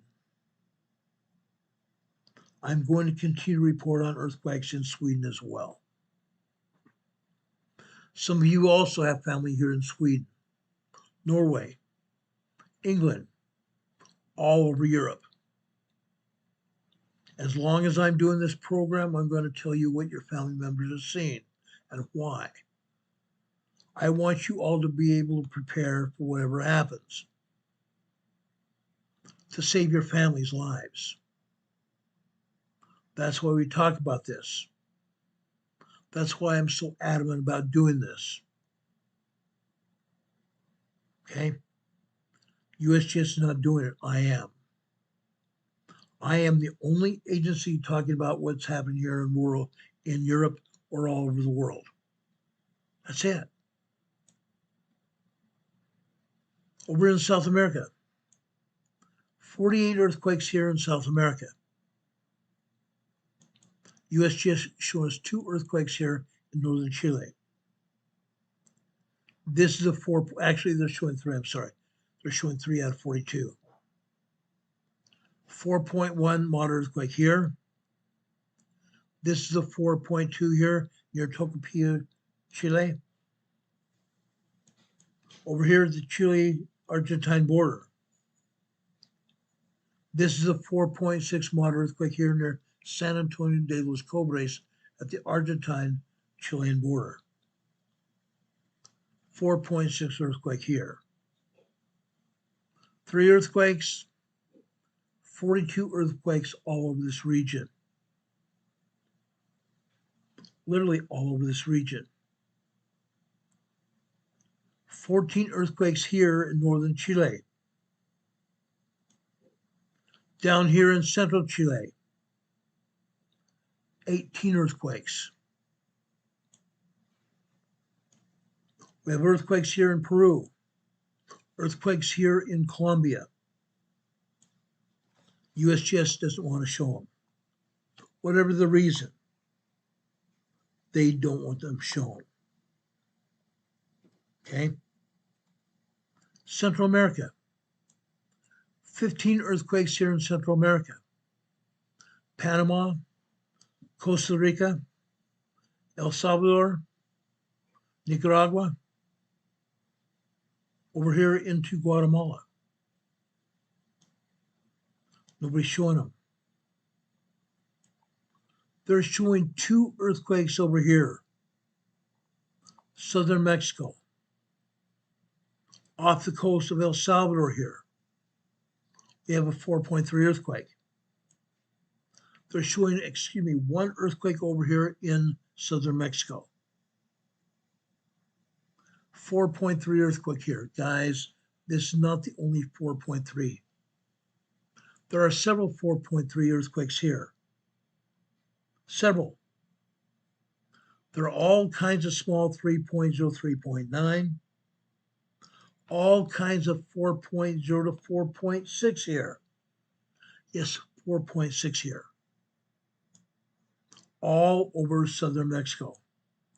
From Puerto Vallarta over here to the north, all the way down here to the south near Guatemala. All kinds of earthquakes. And they show one lousy earthquake. Now, we talked yesterday about earthquakes in Southern California, Northern California. The day before that, on Tuesday, we talked about the New Madrid Fault. On the New Madrid Fault here today, Caruthersville, Missouri, they're showing us a 2.0 minor earthquake. one 2.0 minor earthquake. Guess what, guys? There are literally dozens of 2.0s up and down the entire pneumatic fault. We have dozens of small 3.0, 3.5 earthquakes along the pneumatic fault. Today, USGS is not showing one of them. They just don't want to show one minor earthquake. Yes, we're still seeing earthquakes here in Southern California. They're continuing up and down the entire Northern California coastline. Up here. Yes, I'm going to talk about earthquakes here today. Right here. 1.2 tremor here near San Simeon, California. The Oceana Fault here. To the northeast, Lucas, California, San Lucas, California. 1.4 tremor. On the San Andreas Fault, Parkfield, California here. 4 miles northwest of Parkfield, California. Parkfield, California is earthquake capital of California, and earthquake capital of the world. We have more earthquakes here in Parkfield than ever before. More earthquakes here than anywhere else in the world.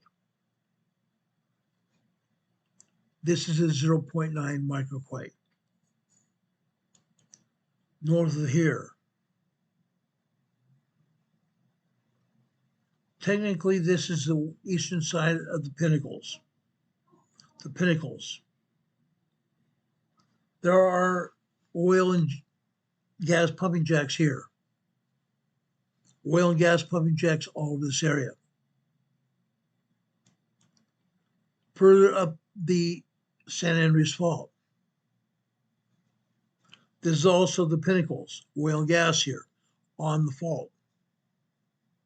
1.8 tremor here. Interesting. Over on the Hayward Fault. Hayward Fault. Alum Rock. Alum Rock. Northeast of San Jose. This is where we have the Hayward Fault. To the east of here, we have the Calaveras.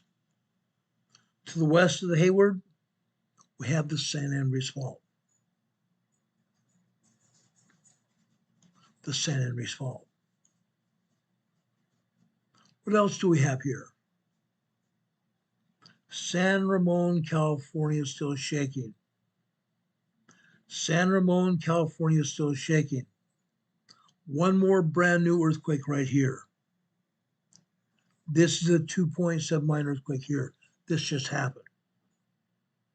This just happened. Further south, this is a 2.0 minor earthquake. This is a 2.4 minor earthquake. 2.0, 2.9 are minor earthquakes. This is a 2.3 earthquake.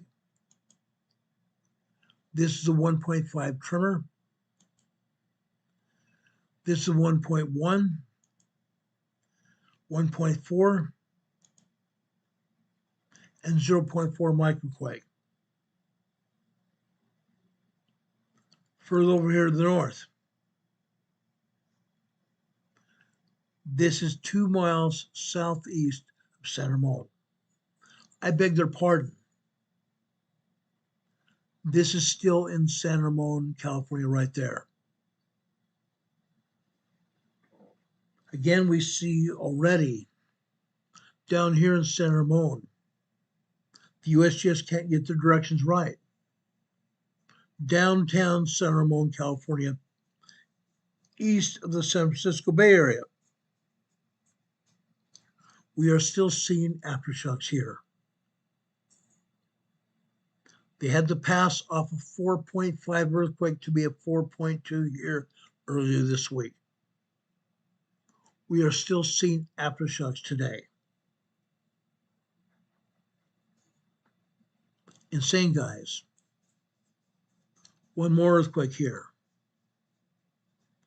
This is the 2.0 minor earthquake here. Southeast San Ramon, California.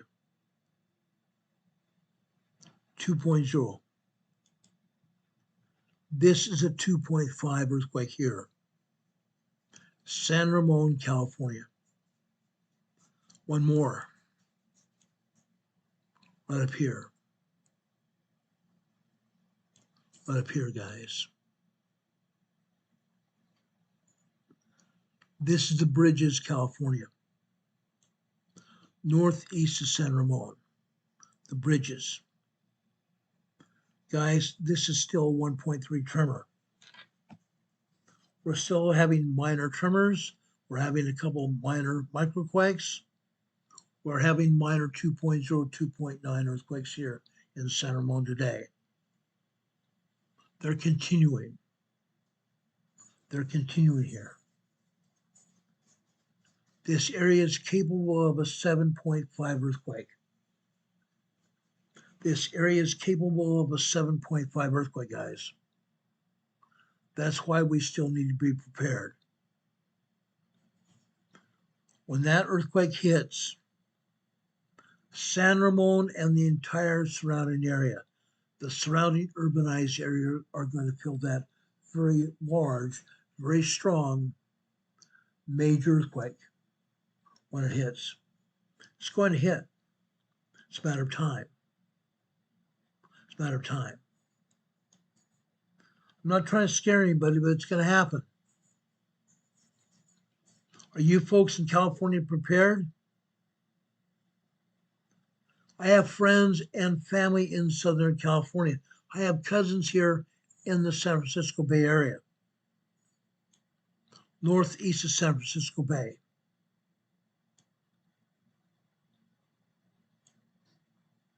It's going to happen.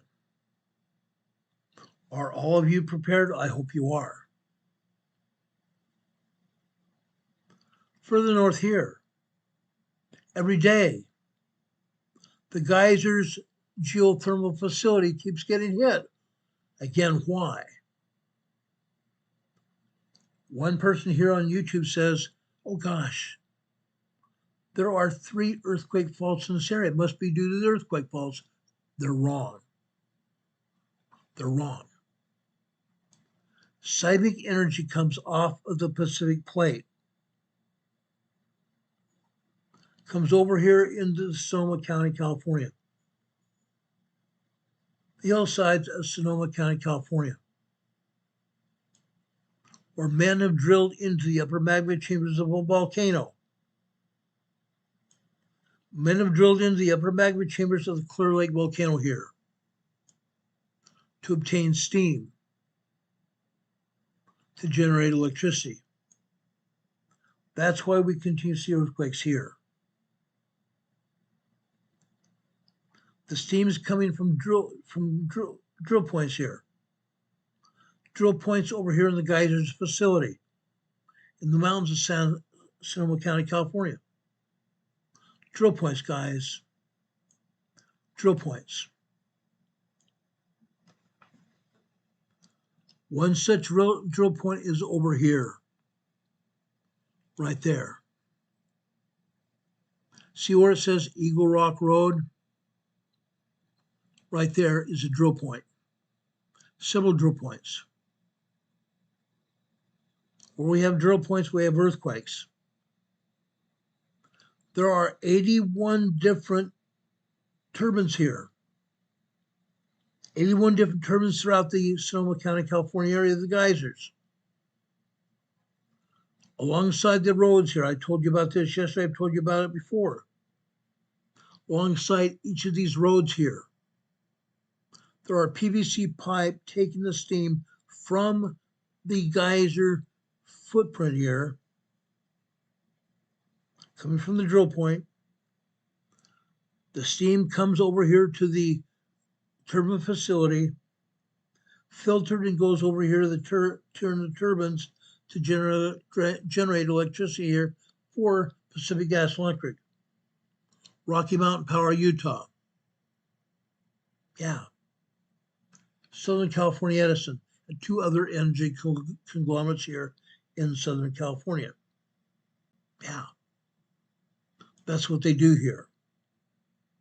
These turbines are powered by steam from the volcano.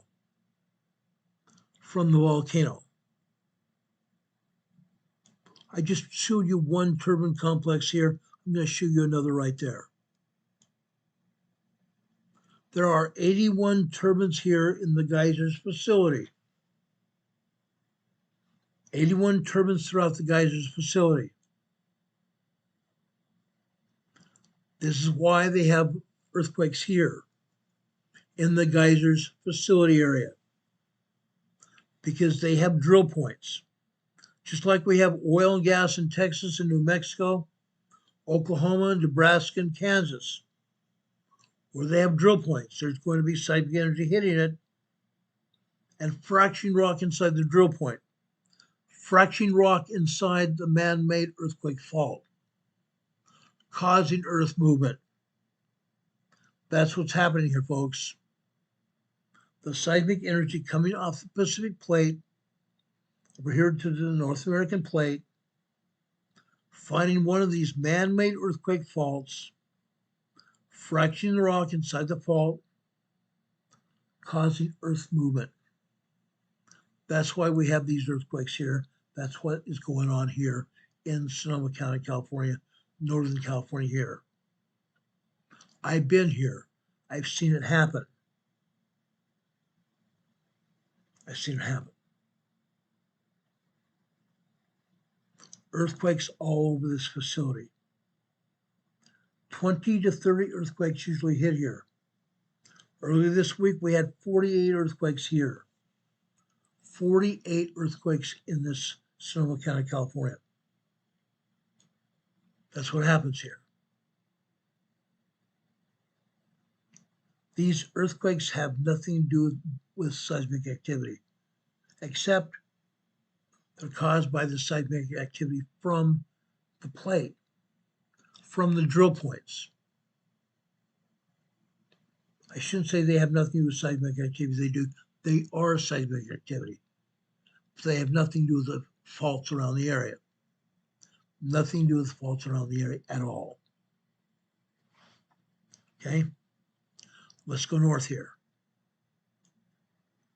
Up here to the southern Cascadia subduction zone. Let's talk about Cascadia during the waning moments of this program. In the southern Cascadia area, this region, on the San Andreas Fault right here, we have a 2.2 minor earthquake. 2.2 minor earthquake.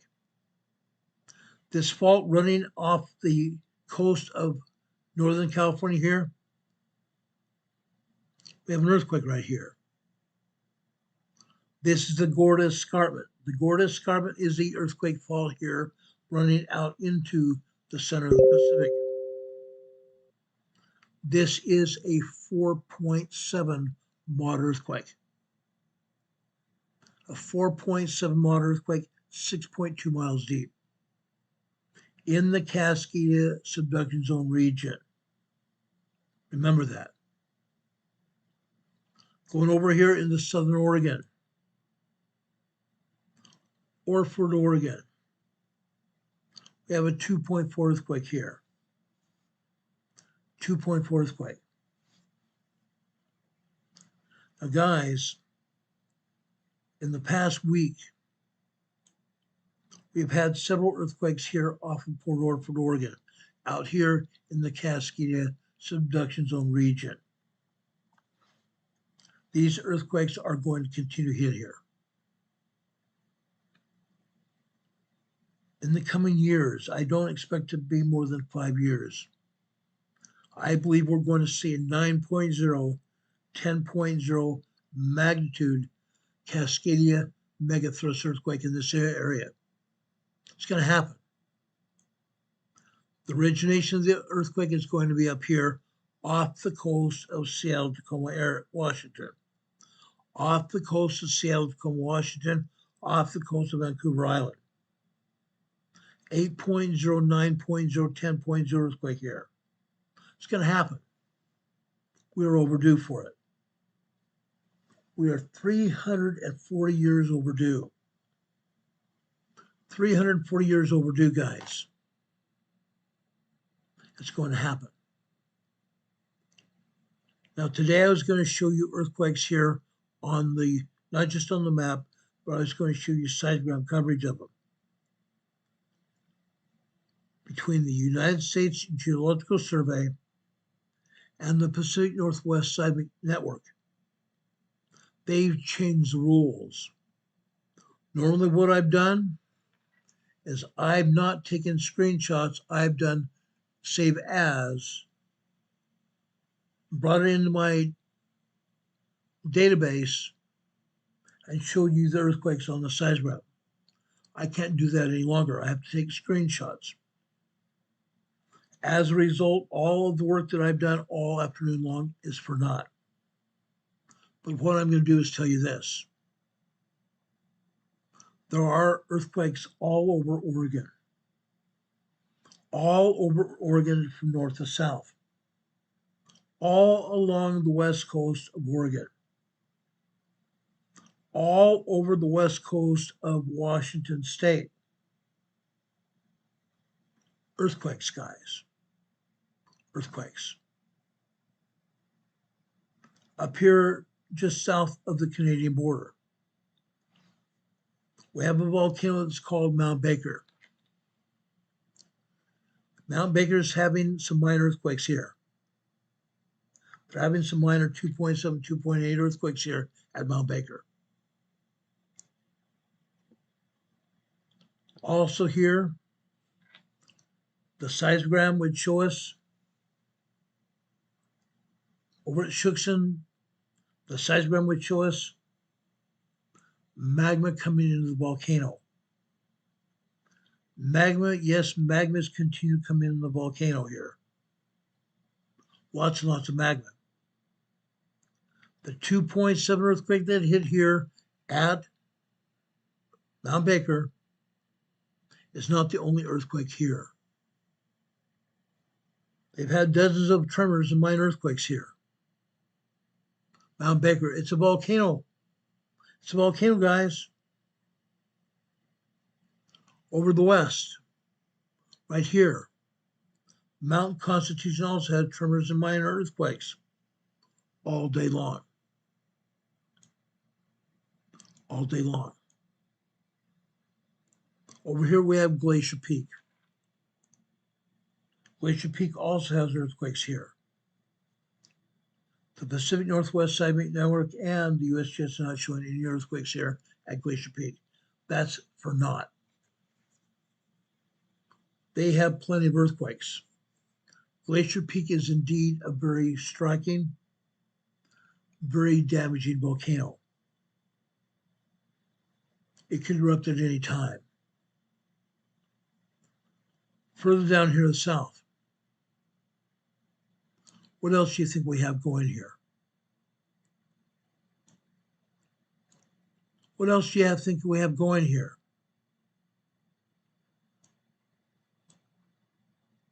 Mount Rainier, guys. Mount Rainier, guys. Guess what? Mount Rainier is active. Mount Rainier is active. At Camp Muir and Camp Sherman, we have earthquakes. Camp Sherman over on the north side of the volcano. Camp Muir on the south side of the volcano. Both seismograms are showing earthquakes. Minor, micro quakes, small 3.0 earthquakes here at Mount Rainier today. All kinds.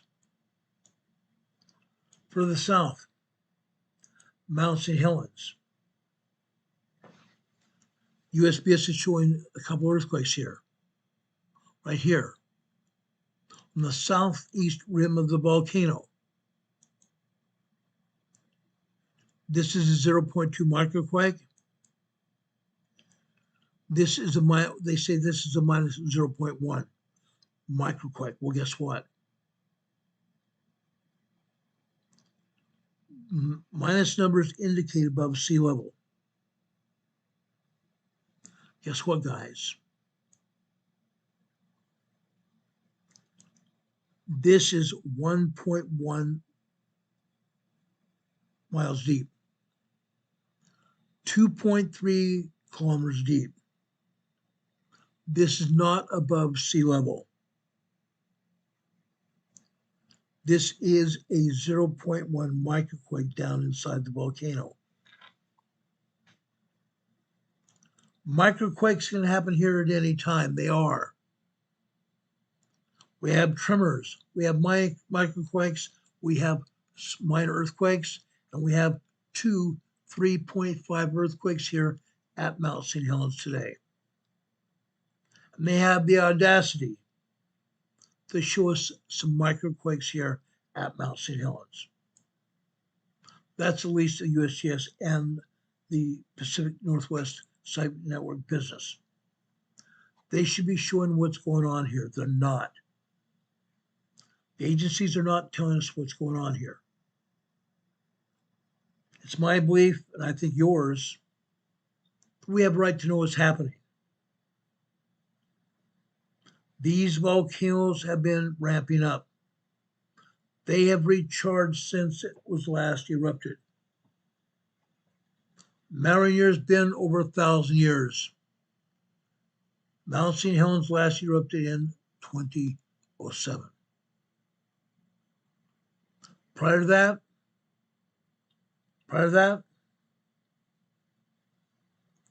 1980.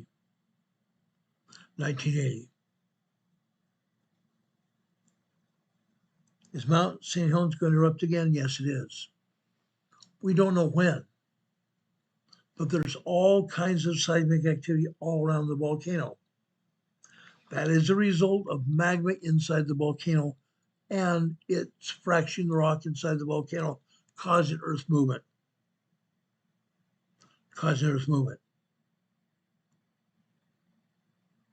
Again, they don't want to tell us anything going on.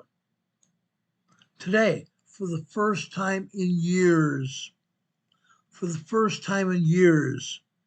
USGS is showing us an earthquake at Mount Adams, right here. They say this is a 1.5 tremor near Trout Lake, Washington. It's not at Trout Lake, Washington at all. This is Mount Adams. USGS is saying this is a 1.5 tremor. This is 14 miles north of Trout Lake. It's not. This is at Mount Adams. It has nothing to do with Trout Lake at all. Mount Adams here, guys. A volcano here east of Mount St. Helens. Further south of Mount St. Helens. This, folks, is a 0.6 microquake. A 0.6 microquake here. 15 miles east-northeast of Bucol, Washington. Fascinating.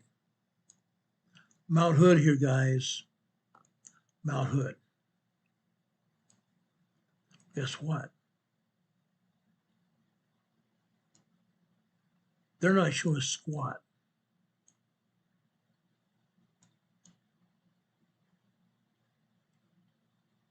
They're not showing us squat.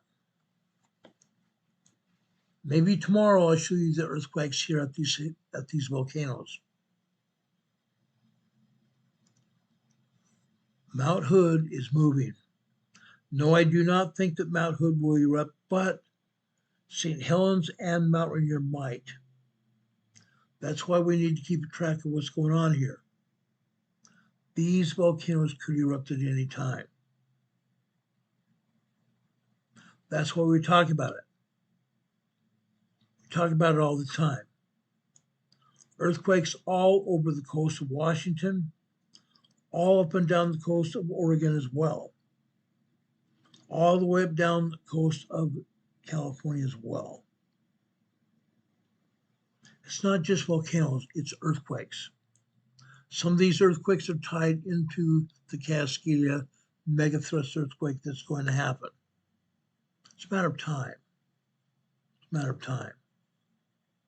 We're going to see the Cascadia earthquake ring bells in Washington State, all the way across the continent to Washington, D.C.,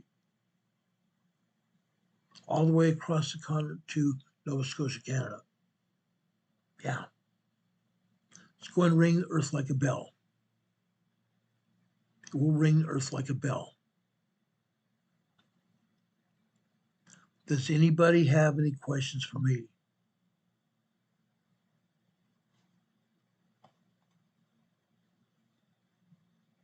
Jacqueline Thompson says, hi, everybody. Be careful on the West Coast. Shake alert. Yeah. There have been a few malfunctions of the shake alert system. There have been some false alerts. There have also been some real earthquakes, minor, small earthquakes. Minor, small earthquakes.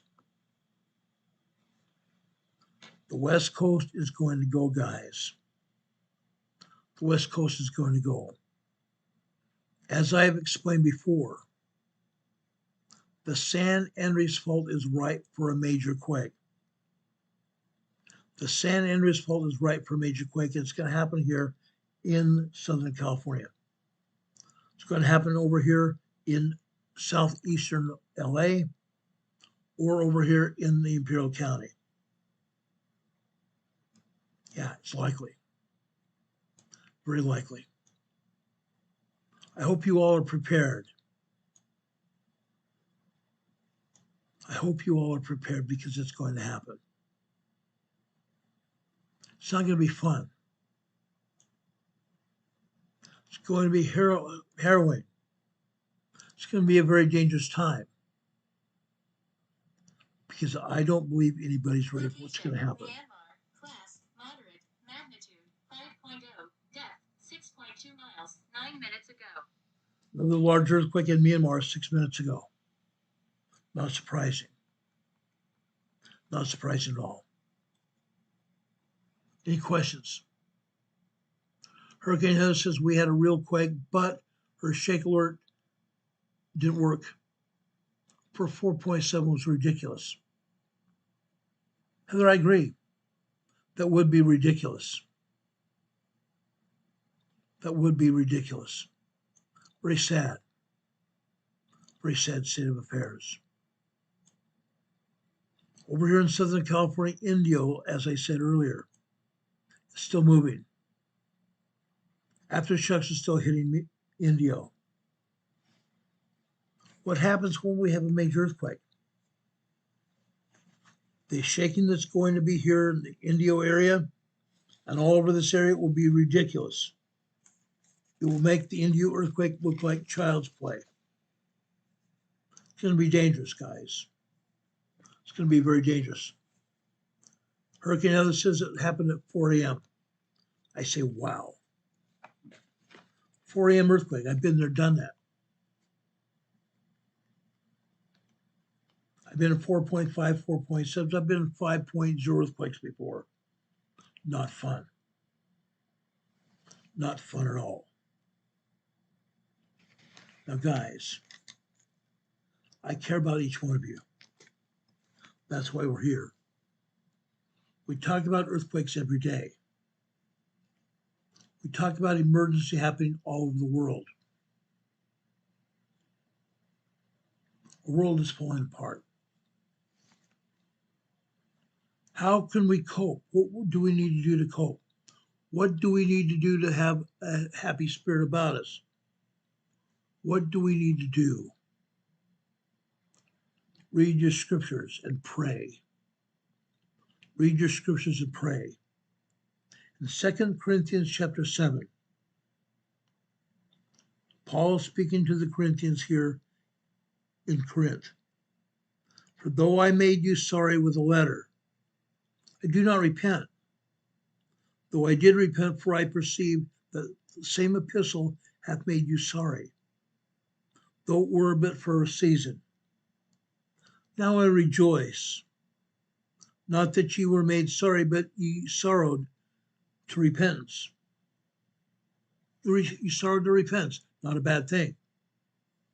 Not a bad thing at all. Each and every one of us must repent. Each one of us must turn to God. Turning to God, guys. That's why we're here. Turning to God.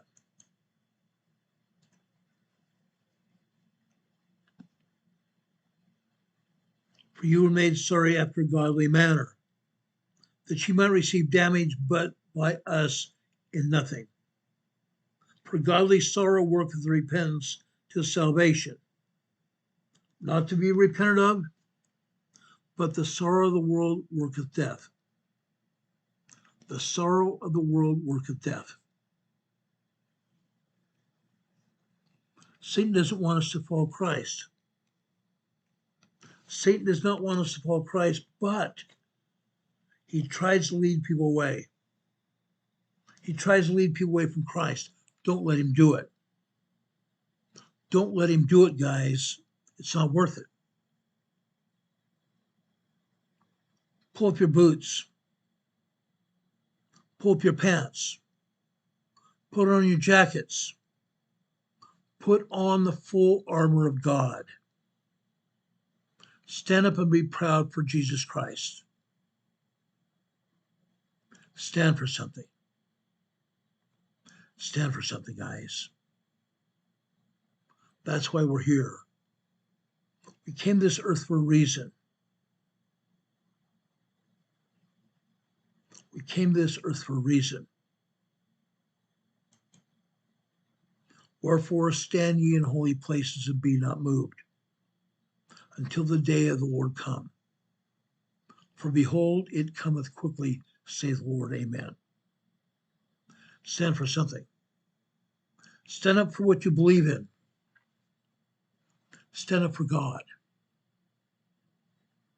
Stand up for God. May God bless you. May God bless us all with health and strength. May God bring back Nancy Guthrie to her family. That's what we're praying for. We're praying for each member of our family here. My buddy Don Patoka. Heather here. Renee Seppi. We're praying for Sage Pup. Sig Sauer. Praying for all of you. Praying for each one of us. Linda Covington. She has her health issues as well as her family. May God bless each and every one of us, that we may know what the Lord wants us to do and follow the sacred path, the covenant path with the Lord. God be with you, I pray, in the name of our Savior, our Redeemer, even Jesus Christ. Amen. Have a good night, guys. Tomorrow we will be back on the air shortly after 4 p.m. with another episode of Emergency Management Associates Preparedness Edition. Tomorrow it's emergency preparedness.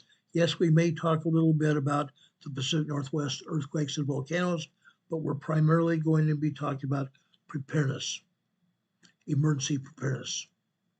May God bless you. May God be with you this day and always.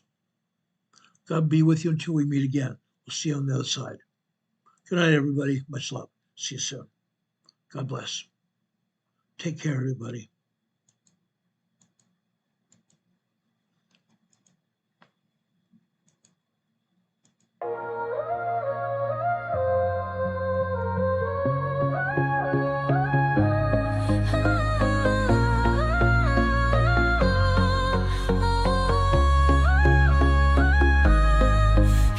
Emergency Management Associates, we're dedicated and true.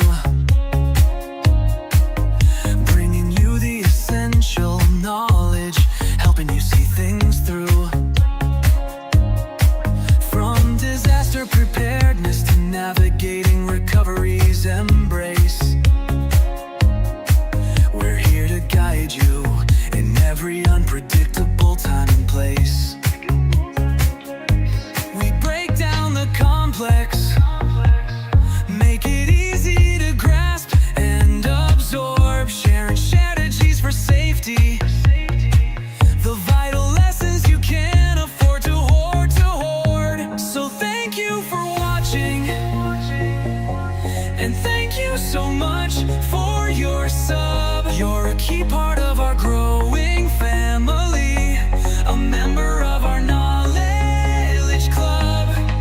With every like, every share, and every comment you send our way, our critical message spreads further, helping more people every single day. Together we're stronger and more prepared. That's the truth we all abide. You help us build resilience with nowhere for uncertainty to hide.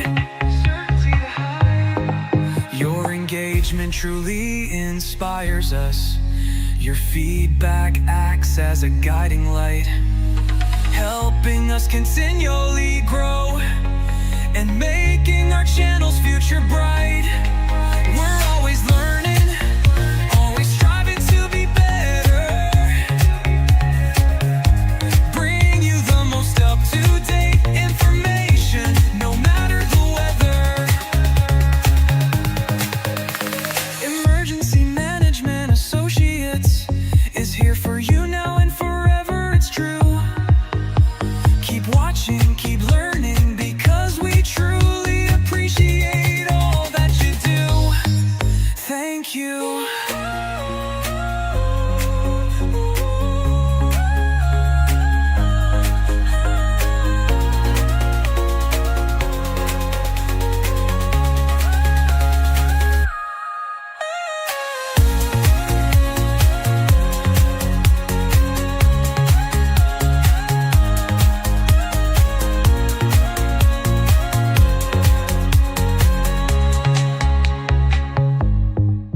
Thank you.